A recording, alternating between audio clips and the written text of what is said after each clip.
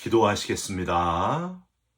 하나님 감사합니다. 또 새로운 하루를 허락해 주신 것을 감사드립니다.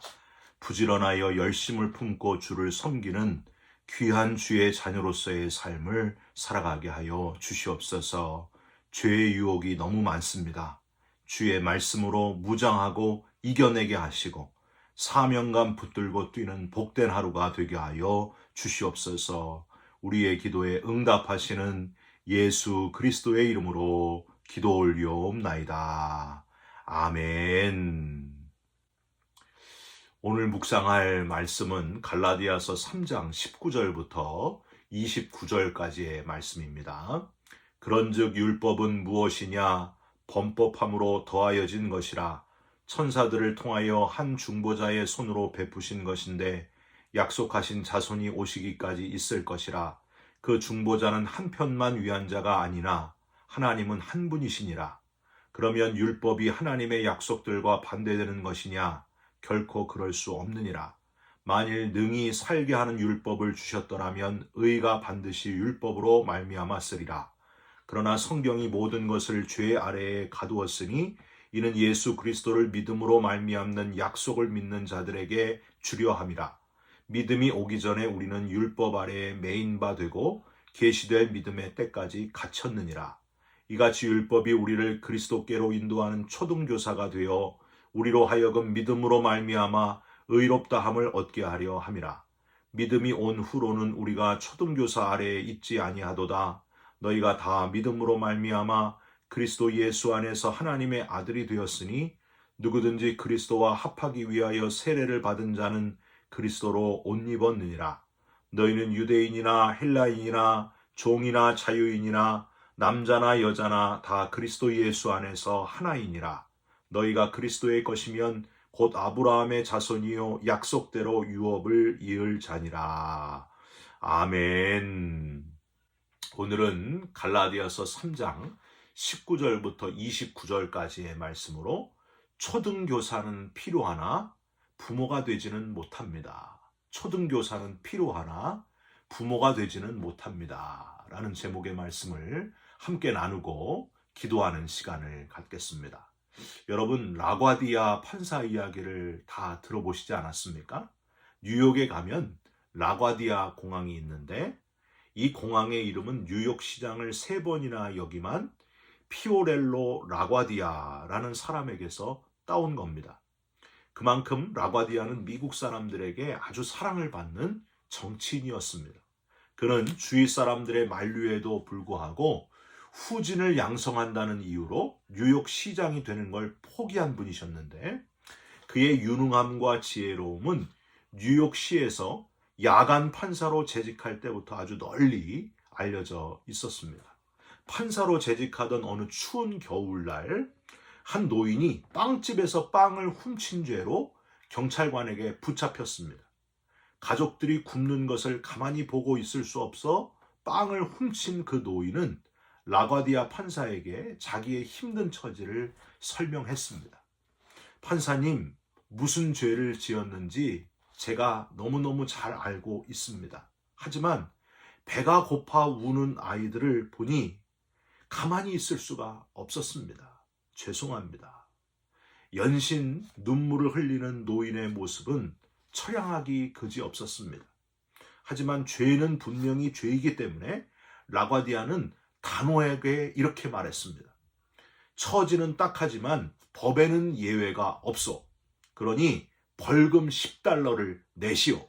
이 말과 동시에 라과디아 판사는 자기 주머니에서 돈을 꺼내면서 이렇게 말합니다. 10달러는 여기 있어. 먼저 이 돈으로 벌금을 내시오. 그리고 이 법정에 있는 모든 사람들에게 50센트의 벌금을 부과하겠소. 여러분은 이웃 주민이 살기 위해서 빵을 훔쳐야 할 정도로 어려운 상황에 처했을 때도 아무런 조치를 취하지 않았기 때문이요. 경상, 당장 벌금을 걷어서 저 노인에게 주시오. 경찰은 모자를 돌려가지고 방청객들에게 거둔 벌금을 노인에게 주게 됩니다. 믿기지 않은 판결을 받은 노인은 놀란 얼굴로 $47 50센트를 받아 주머니에 넣고 법정을 나왔다 하는 그런 이야기입니다. 사랑하는 성도 여러분, 기독교는 다른 종교처럼 속세를 떠나서, 이 땅을 떠나서 산속에 사람이 없는 곳으로 가는 그런 종교가 아닙니다. 뭐라고 하셨습니까? 너희는 세상의 빛이라, 너희는 세상의 소금이라 하셨는데, 세상 속에서 세상에 속하지 않은 그리스도인, 저와 여러분들이 그런 그리스도인으로 살아가시기를 주님의 이름으로 부탁드립니다. 세상 속에 있기 때문에 세상의 법과 규례를 지키는 것도 해야 된다는 거예요.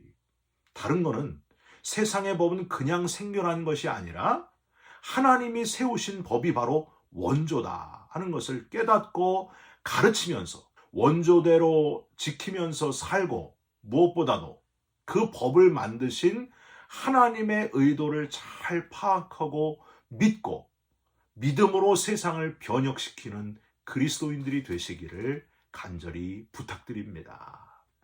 어제도 이 율법과 믿음에 대한 대조법으로 전하는 신앙의 본질, 그 믿음을 드러내는 바울을 살펴봤는데요. 오늘도 그 연장입니다. 오늘은 어제보다 더 세밀하게, 아주 확연하게 율법과 믿음의 차이를 잘 드러내고 있습니다. 특별히 율법의 한계를 아주 명확하게 드러내는 부분이 바로 오늘 본문이에요. 시간적인 한계가 있다. 율법은 여기까지다. 약속하신 메시아가 오실 때까지만 율법이 유효한 것이다. 그 역할의 한계도, 율법은 이러이러한 역할까지만 한다. 딱 거기까지다. 그런데 그 이상이 있는데 그게 바로 믿음이다. 하나님께서 독생자를 보내시사 대신 십자가에서 죽게 하셔서 우리를 구원하신 그 놀라운 사랑을 믿는 자는 하나님의 자녀가 되는 것, 이것을 또 강조하고 있는 본문이 바로 오늘 본문입니다. 여러분, 우선 시간의 한계를 한번 보세요. 율법의 시간의 한계 19절.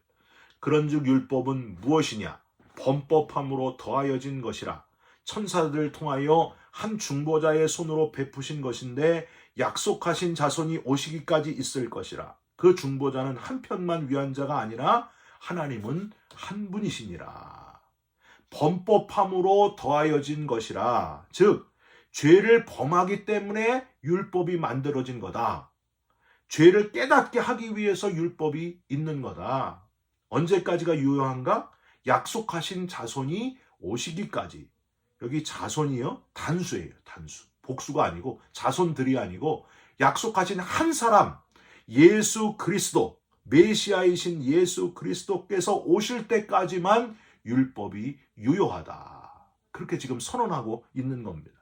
사랑하는 성도 여러분, 여기서 우리는 우선 예수 그리스도를 만나기 전까지 죄가 죄인지 알도록 하는 율법이 필요했구나. 예수님이 오시기 전까지는 율법이 아주 중요한 역할을 했구나 하는 것을 깨달을 수 있어야 됩니다.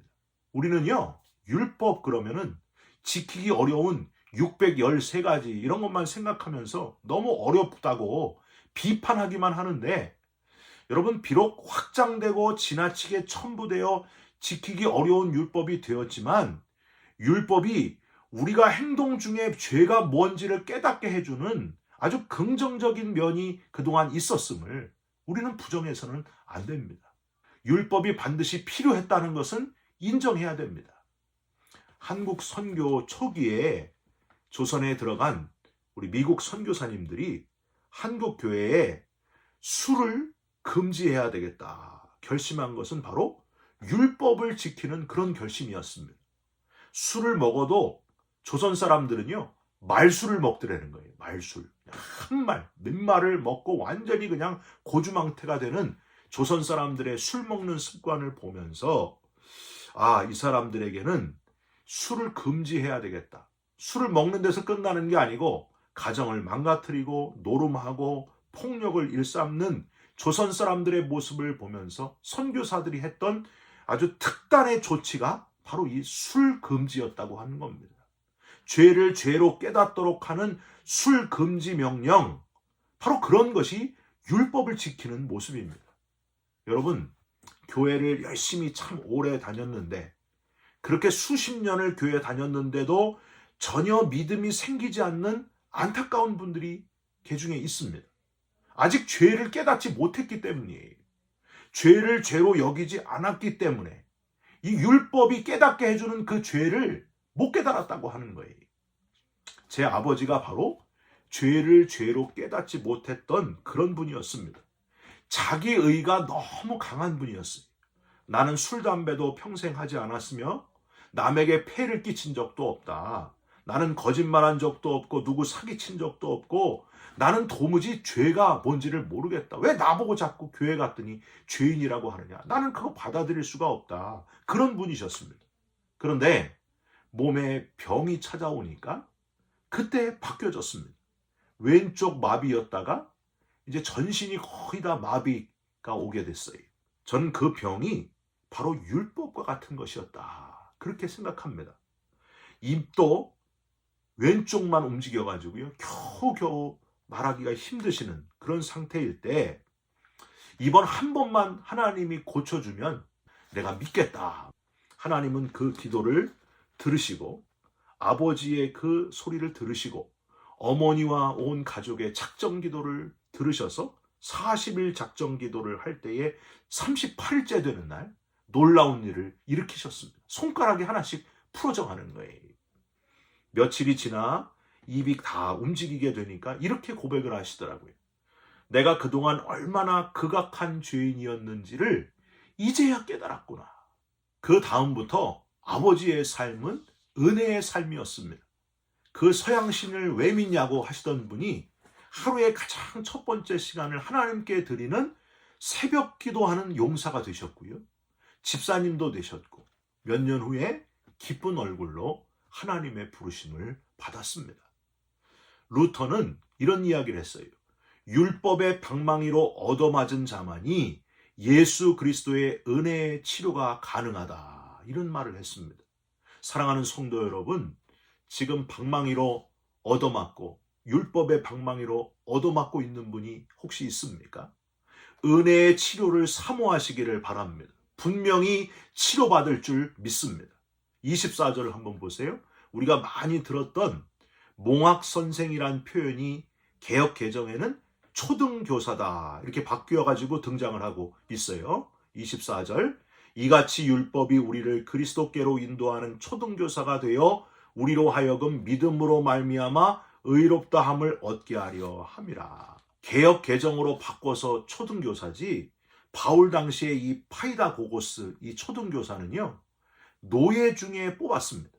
잠시 자신의 자녀들 주인의 자녀들을 가르치기도 하고 잘못되지 않도록 감시하는 역할을 했던 사람들이 바로 이 파이다고고스예요.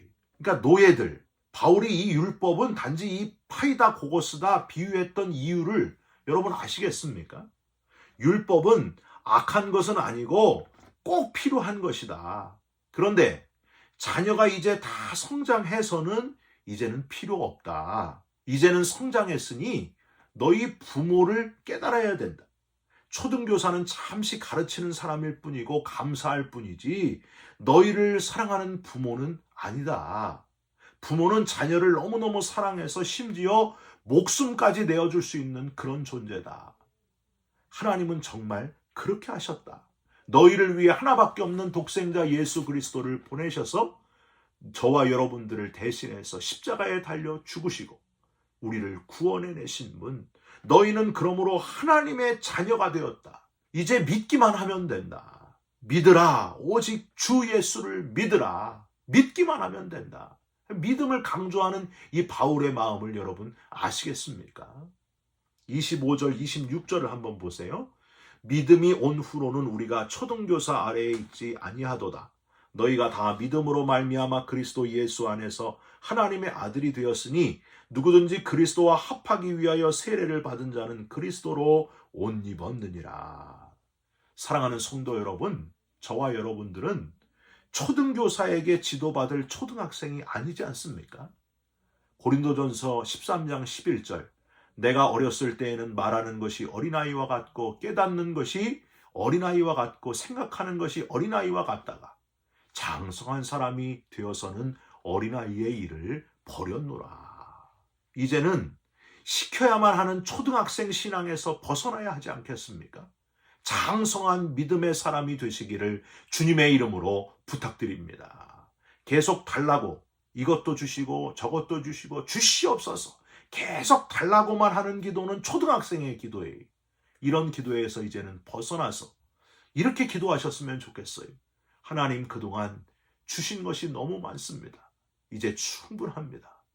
이제 제가 하나님을 위해서 일하기를 원합니다. 하나님, 말씀하여 주옵소서. 제가 어떻게 해야 하나님이 기뻐하시겠습니까? 어떻게 해야 하나님의 일을 하는 겁니까? 하나님, 알려주십시오. 이렇게 성숙한 기도를 드릴 수 있는 저와 여러분들이 되시기를 주님의 이름으로 부탁드립니다. 하나님이 얼마나 좋아하시겠습니까? 성숙한 기도, 장성한 사람의 기도, 초등학생, 초등교사의 지도에서 이제는 벗어나서 제가 주님의 일을 하겠습니다. 하나님의 자녀로, 하나님의 아들로, 하나님의 딸로 멋지게 쓰임받는 저와 여러분들이 다 되시기를 예수님의 이름으로 축원드립니다. 기도하겠습니다. 하나님, 초등교사인 율법이 필요했습니다. 그러나 주님께서 오심으로, 십자가 지심으로 구원받게 된 것, 이제는 하나님의 자녀가 된 것을 감사드립니다. 이제는 율법을 벗어나 부모를 기쁘게 하는 아들, 딸들이 되게 하여 주시옵소서. 장성한 주의 자녀들이 되게 하여 주옵소서. 온전한 믿음의 사람들이 되게 하여 주시옵소서. 예수 그리스도의 이름으로 기도 올리옵나이다. 아멘. 하늘에 계신 우리 아버지여, 이름이 거룩히 여김을 받으시오며 나라가 임하옵시며 뜻이 하늘에서 이룬 것 같이 땅에서도 이루어지이다. 오늘날 우리에게 일용할 양식을 주옵시고 우리가 우리에게 죄진 자를 사하여 준 것 같이 우리 죄를 사하여 주옵시고 우리를 시험에 들게 하지 마옵시고 다만 악에서 구하옵소서. 나라와 권세와 영광이 아버지께 영원히 있사옵나이다. 아멘. 사랑하는 성도 여러분, 초등학생의 신앙의 모습에서 벗어나 이제는 장성한 믿음의 사람으로 귀하게 쓰임 받으시기를 주님의 이름으로 축원드립니다. 여러분 사랑합니다. 축복합니다. 감사합니다.